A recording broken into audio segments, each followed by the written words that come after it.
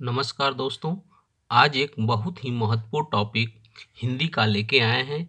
अब ये हमारा टॉपिक क्रम से चलेगा और बेसिक से चलेगा, क्योंकि सुपर टेट में होने वाले परीक्षाओं में यह 20 नंबर का पूछा जाता है। अगर ये आप लोग पढ़ेंगे तो निश्चित ही इससे आपको सफलता ज़रूर मिलेगी, क्योंकि हिंदी का लगभग 20 क्वेश्चन आते हैं जो मैं एक क्रम से पढ़ाऊँगा और सभी लोग आसानी से अगर हमारे वीडियो को देखते हैं तो सभी क्वेश्चन इसमें आ जाएँगे और सभी क्वेश्चन फँस जाएँगे। तो आइए देखते हैं हिंदी का विकास क्रम। तो हम बेसिक से लेके चल रहे हैं, क्योंकि आगे आगामी आने वाले 55,000 पदों के लिए बहुत ही महत्वपूर्ण होगा सुपर टेट के लिए। यही नहीं, सुपर टेट के नहीं, इसके लिए यूपी टेट में भी ये क्वेश्चन आने की पूरी संभावना है। तो इसलिए आपको ध्यान से देखना है ये वीडियो। और आइए देखते हैं हिंदी का विकास क्रम। सबसे पहले देखते हैं हिंदी का विकास क्रम कैसे हुआ है। तो यहाँ पे तो पहले मैंने जो क्रम दिया है, संस्कृत, पाली, प्राकृतिक, अपभ्रंश, अवहट, प्राचीन और प्रारंभिक हिंदी, मध्यकालीन हिंदी और आधुनिक हिंदी। तो हमारा मेन रूप से फोकस रहेगा संस्कृत, पाली, प्राकृतिक, अपभ्रंश और अवहट और प्राचीन हिंदी तक। ठीक है, यही विकास क्रम रहेगा। लेकिन इसके अंतर्गत क्या क्या चीज़ें हैं, किस किस से जुड़ी हैं सब चीज़ें, और किस सन से किस सन तक रहा है, इसके बारे में हम बहुत ही आसानी से जानेंगे। तो आइए देखते हैं। पहला है हिंदी का विकास क्रम में संस्कृत। संस्कृत दो भागों में बटा हुआ है। पहला वैदिक संस्कृत, दूसरा लौकिक संस्कृत।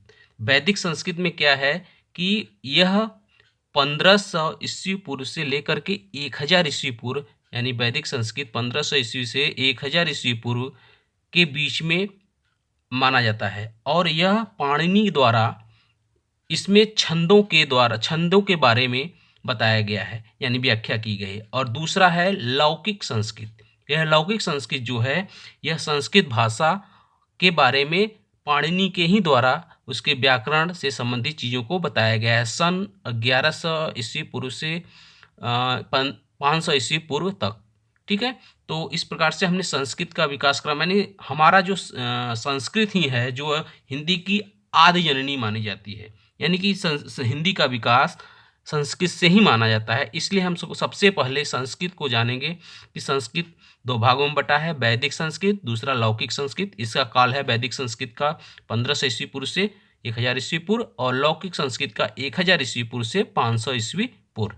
ठीक है, तो अब देखते हैं उसके बाद विकास का क्रम को दर्शाया गया है ये लाल वाले एरो से, यानी तीर से दिखाया गया है। अब दूसरा है पाली। पाली जो है 500 ईस्वी पूर्व से 1000 ईस्वी पूर्व तक माना गया है। 500 ईस्वी पूर्व से 1 ली ईस्वी तक इसको माना गया है, क्योंकि पाली में जो है सभी जो उस समय की प्रचलित भाषा थी, और गौतम बुद्ध ने सभी अपने सारे उपदेश पाली ही भाषाओं में दिए थे, क्योंकि उस समय की जनसाधारण की भाषा थी। ठीक है, उसके बाद आता है हमारा प्राकृतिक भाषा। प्राकृतिक भाषा 1 ली से 500 ईस्वी, यानी कहने का मतलब कि इतने की प्राकृतिक जो थी 1 ली और 500 के बीच में प्रचलित थी और जनसाधारण की भाषा थी। और इस समय भगवान महावीर स्वामी के सारे उपदेश इसी प्राकृतिक भाषाओं में दिए गए थे। ठीक है, तो यह तीसरा हमारा क्रम था। और चौथा है अपभ्रंश।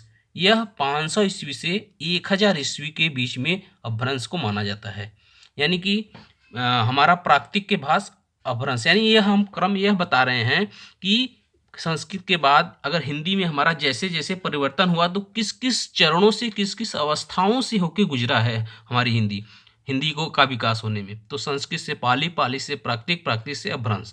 तो यहाँ अपभ्रंश तक हम लोग देख लिए थे। उसके बाद अवहट। अवहट देखिए 900 ईस्वी से 1100 ईस्वी, चूंकि 500 से 1000 ईस्वी में अपभ्रंश माना जाता है, कुछ मिला जुला रूप था, इसलिए यह 9 से लेकर 900 ईस्वी से लेकर के 1100 ईस्वी तक अवहट को माना जाता है, यानी कि इसके 100 साल पहले से लेके माना जाता है, और 1000 यानी 1100 पहले बाद तक माना गया है। अब उसके बाद आता है हमारी प्राचीन हिंदी, यानी जो कि अपना वास्तविक रूप ली है, जैसे 1100 ईस्वी से लेके 1400 ईस्वी तक। यानी कि हमारा विकास मुख्य रूप से संस्कृत से लेके हिंदी तक आने में संस्कृत, पाली, प्राकृतिक, अपभ्रंश, अवहट और प्राचीन और प्रारंभिक हिंदी को माना गया है। अच्छा, मुख्य रूप से हम इसका जो विशुद्ध रूप से मानते हैं कि हमारा विकास अपभ्रंश से हुआ है, यानी हिंदी का जो विशुद्ध रूप से विकास अपभ्रंश से ही माना जाता है। उसके बाद आइए देखते हैं नीचे मध्यकालीन हिंदी और आधुनिक हिंदी। प्राचीन हिंदी तो 1100 ईस्वी से 1400 ईस्वी तक मानी जाती है, लेकिन उसके बाद आता है दूसरा हिंदी में ही हिंदी का मध्यकालीन हिंदी जो 1400 ईस्वी से 1850 ईस्वी तक माना जाता है। और उसके बाद दूसरा विकास क्रम आता है आधुनिक हिंदी 1850 से लेके अब तक। यानी इस प्रकार से हमने समझा कि इस हिंदी का विकास किस किस अवस्थाओं से, किस किस चरणों से होकर गुजरा है। तो एक बार फिर से देख लेते हैं।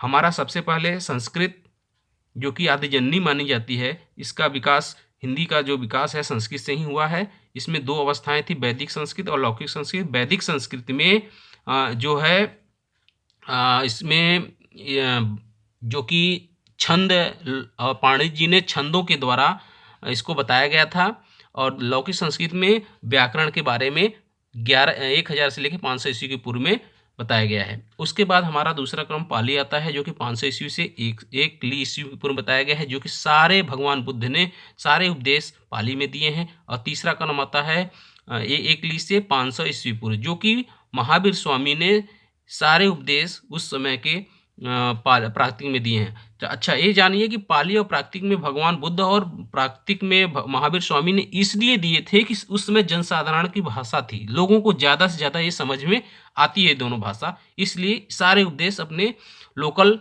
भाषाओं में दिए थे। उसके बाद आता है प्राकृतिक के बाद अपभ्रंश, उस जो कि 500 ईस्वी से 1000 ईस्वी था, और अवहट जो कि 900 से 1100 यानी कि 1100 ईस्वी पहले ही प्रारंभ हो गया था और 1100 ईस्वी बाद समाप्त हुआ था। उसके बाद प्राचीन हिंदी आती है जो कि हमारी हिंदी की मुख्य प्राथमिक थी, जो कि प्रारंभ हुआ था 1100 से लेकर 1400 ईस्वी तक। और उसके बाद मध्यकालीन हिंदी जो 1400 से 1800 ईस्वी तक। और उसके बाद आधुनिक हिंदी जो कि अब तक मानी जाती है, यानी हिंदी का जो मुख्य रूप यानी खड़ी हिंदी, खड़ी बोली ले लिया है, अब तक माना जाता है, यानी कि ये चल रहा है।